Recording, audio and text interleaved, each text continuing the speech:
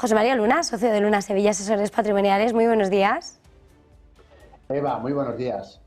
Bueno, quería preguntarte, a estas alturas llegamos a un viernes en la que la semana en los mercados ha sido sumamente intensa, con máximos en Wall Street, con batería de medidas de China decidida a apuntalar su objetivo de crecimiento del 5% en los ecos del recorte de la Fed, y con todo, ¿cómo ves la fotografía?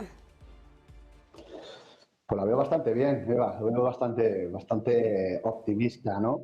Y eso que había casas de análisis que auguraban un septiembre, como ha ocurrido en otras ocasiones, mucho más negativo, y en cambio pues estamos viendo una fotografía pues bastante positiva tanto en los mercados de renta variable como en los mercados de crédito. Yo creo que cuando la liquidez encuentra de la mano el propio carácter optimista en el cual se encuentran ahora mismo muchos inversores, tanto minoristas como institucionales, sin duda alguna, pues esto ayuda bastante, ¿no? Por un lado tenemos en esta semana, y además hemos conocido el anuncio de una enorme batería de propuestas para estimular la economía china, que sin duda alguna está sentando muy bien no solo a los activos de riesgo, en este caso de las bolsas de este país, de China, sino incluso también a muchas compañías europeas, ¿no? Ya venía, y lo veníamos diciendo precisamente el lunes cuando hablábamos, por ejemplo, de la deuda china, ¿no? Ya venía siendo pues algo importante sobre el mercado chino, sobre todo el mercado de deuda por su divisa, pero ahora tenemos como aliado sin duda alguna un mercado que desde hace mucho tiempo pues no se unía a la fiesta, ¿no? En este caso, en el caso de la renta variable china, que sin duda alguna no solo repercute a estas bolsas de este país, sino también a muchas otras dentro de lo que es el sureste asiático y, como ya digo, en el caso europeo. Por otro lado, pues lo que tenemos sin duda alguna también ha sido pues la confirmación de que la Unión Europea, sobre todo los PMIs, y no solo los PMIs en la parte de manufactureras y también la parte de servicios, sino también otra serie de datos. Sin duda alguna, lo que se avecina es una situación de estancamiento económico. Incluso ya hay algún miembro que les cuesta, ojo, les cuesta, pero hay miembros dentro del Banco Central Europeo que empiezan a alertar precisamente de esa realidad. Aún así, de esa realidad, el Banco Central Europeo sigue sin mover ficha, hoy por hoy, ¿no? Yo creo que el consenso de analistas está en una situación de producirse más bajadas, que se producirán por parte del Banco Central Europeo, pero que van a ser a un ritmo lento. Muy probablemente el ritmo de bajada de tipo de interés sea por parte de nuestro Banco Central Europeo, a tenor de esos datos débiles de crecimiento económico, probablemente tengan que ser a mayor velocidad. Y eso va a tener un impacto, sin duda alguna, importante, sobre todo para las inversiones en activos de menor riesgo, llámese depósitos, llámese monetarios en euros, llámese renta fija de muy, muy corto plazo, donde muy probablemente en las próximas semanas y los próximos meses la rentabilidad esperada en ese tipo de activos sea menor. Con lo cual, lo que hay que aconsejar, lo que deberíamos aconsejar a inversores, sobre todo con ese tipo de productos, que hay otras alternativas, sin que tenga que ser bolsa china o deuda china o la renta variable norteamericana, que sí que ofrecen un escenario muy positivo, sobre todo la parte de deuda, sobre todo corporativa, europea y norteamericana, de medio plazo. Y luego en el caso hablamos antes de China, hablábamos ahora hace un momento de Europa y sobre todo el impacto que puede tener la bajada del tipo de interés, tenemos sin duda alguna pues el foco que dentro de poco va a estar puesto, aparte de la macro, va a estar puesto en los resultados empresariales. Veremos qué tal salen. Yo creo que no saldrán muy mal. Lo que tendremos que estar muy atentos es a las perspectivas de las propias compañías. Pero hoy por hoy el dibujo sigue siendo optimista. Hay oportunidades. Es verdad que existen una serie de riesgos, ya sean geopolíticos, políticos por las elecciones norteamericanas, la probabilidad de que la Reserva Federal norteamericana a lo mejor no baje tan rápidamente los tipos de interés, viendo sobre todo los datos de empleo, donde parece que está contenido, viendo las peticiones de subsidio de desempleo, incluso el dato de PIB que conocíamos también esta semana en el caso de Estados Unidos. Pero la tendencia de bajada de tipo de interés, con una situación macroeconómica donde nuestro escenario central sigue siendo de no recesión, máxime si encima esas medidas que iremos conociendo en las próximas sesiones, las próximas semanas, en el caso de China, son de cierto calibre y de cierto calado. Esperemos a ver las medidas que se puedan adoptar desde el terreno fiscal.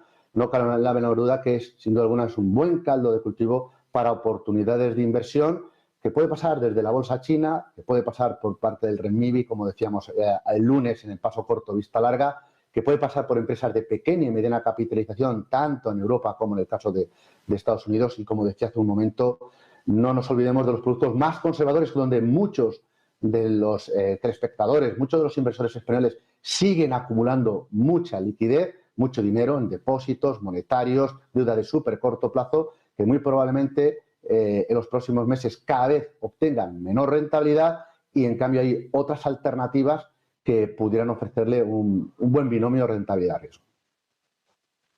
Esas alternativas que estaba señalando de mercados a la hora de escribir ahora mismo la lectura y la comparativa, estábamos muy pendientes, estabas apuntando, ¿no?, a esa macro, un Estados Unidos que en la parte macro ofrece una resiliencia pese a las dudas y la preocupación frente a esa debilidad grande que estamos viendo en Europa, esos despidos que estamos viendo, esos PMIs que anticipan destrucción de empleo. No sé, a la hora de evaluar de un lado y otro del Atlántico, siempre que además analizamos en la semana a semana, el corto y el largo es distinto, pero a la hora de mirar cada uno de estos dos lados del Atlántico, ¿cuál te gusta más, sobre todo a la hora de apostar, ¿no?, dependiendo de la estrategia, un lado y otro, precisamente mirando esa macro y lo que pueda ser finalmente que se traslade, ¿no?, a la economía real y finalmente a los mercados?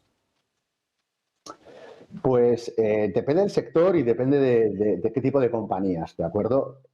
Por zona geográfica me sigue gustando más Estados Unidos que en el caso de Europa. Le veo una economía que, como decía hace un momento, difícilmente va a entrar en recesión económica.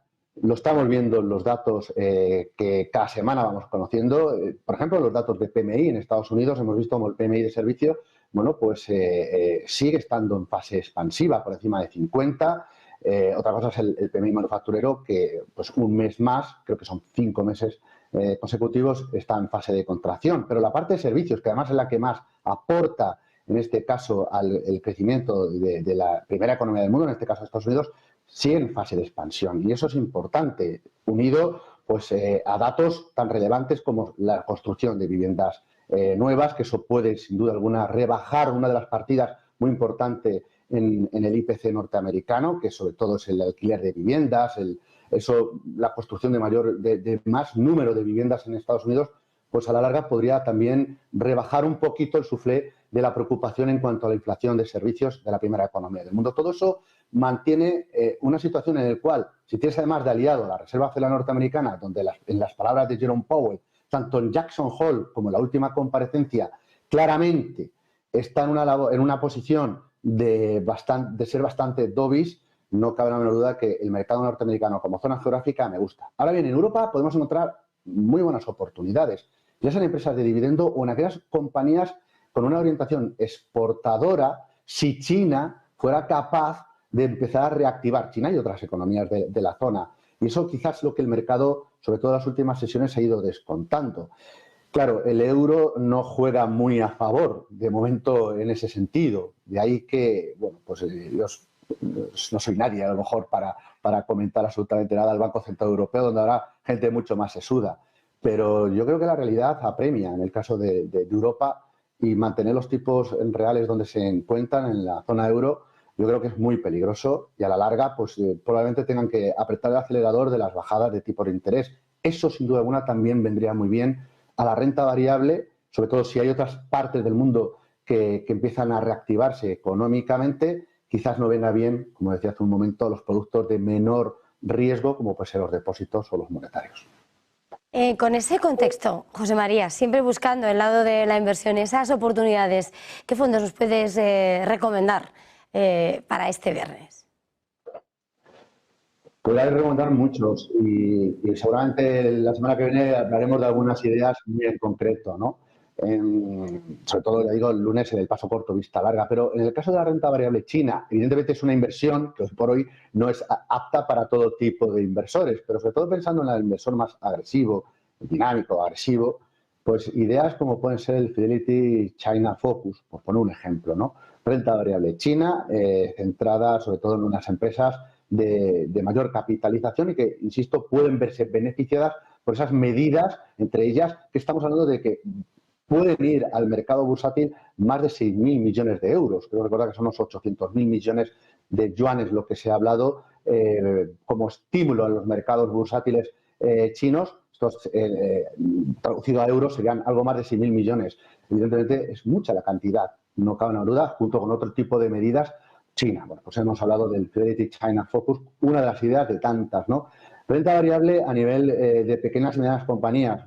Una idea puede ser un fondo de la gestora AXA, el Global Small Cap, un producto muy interesante a la hora de centrarse en el segmento de empresas de pequeña y mediana capitalización, fundamentalmente Estados Unidos, Europa, Japón. Serán las tres ideas que juega este producto, ¿no? Y en el dibujo ya de la parte de alternativa a esos productos más conservadores que probablemente poco a poco vayan obteniendo menor rentabilidad, pues un par de ideas. Un fondo con una orientación de retorno absoluto como es el producto de la gestora Cacia Renta Dinámica. Yo creo que puede seguir aportando un plus de rentabilidad frente, ya digo, a ese otro mundo de la liquidez o cuasi liquidez, o fondos de deuda corporativa de medio plazo. La gestora Schroeder es una de las gestoras que más nos gustan a la hora de posicionarnos en deuda corporativa europea con su Schroeder Eurocredit Conviction, o en el caso para combinar deuda americana con deuda europea, insisto, corporativa, no pública, por ejemplo, la gestora PIMCO con su Global Investment Grade Credit, hay en euro, hay clase en euro y hay clase en euro con divisa cubierta. Ahí lo mejor para saber qué clase, ya no solo el perfil de riesgo, sino estar muy bien asesorado. José María Luna, como siempre, ha sido un verdadero placer. Gracias, feliz jornada, feliz negocio, feliz fin de semana. Buen fin de semana a todos. Muchísimas gracias.